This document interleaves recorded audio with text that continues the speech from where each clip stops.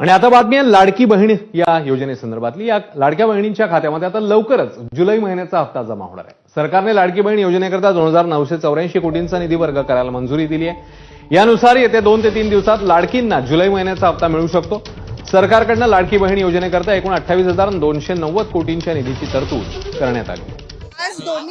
सगळ्या लाडक्या बहिणी खुश होत आहेत। आज एकत्रित हप्ता आहे 3,000 इतक्या सन्मान निधीचा। हा आज आपण महिलांच्या थेट खात्यामध्ये वितरित करत आहोत। साधारणपणे 2,52,00,000 इतक्या महिलांना आपण हा लाभ आज आम्ही TDBTच्या माध्यमातून आम्ही वितरित करत आहोत। आणि साधारणपणे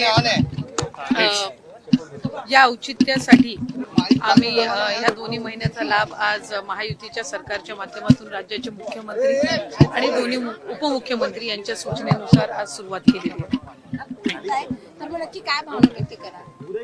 एकही महिना असा नाहीये की ज्या महिन्यात महिलांना लाडक्या बहिणीचा हप्ता मिळाला नाहीये। त्यामध्ये सुद्धा वितरित झालेला आहे। फेस्टा आम्ही ठेवून त्या ठिकाणी ती तयारी करत होतो, जेणेकरून एक विशेष त्या दिवसाचे एक औचित्य साधून ते आम्हाला महिलांच्या खात्यापर्यंत पोहोचवता येईल।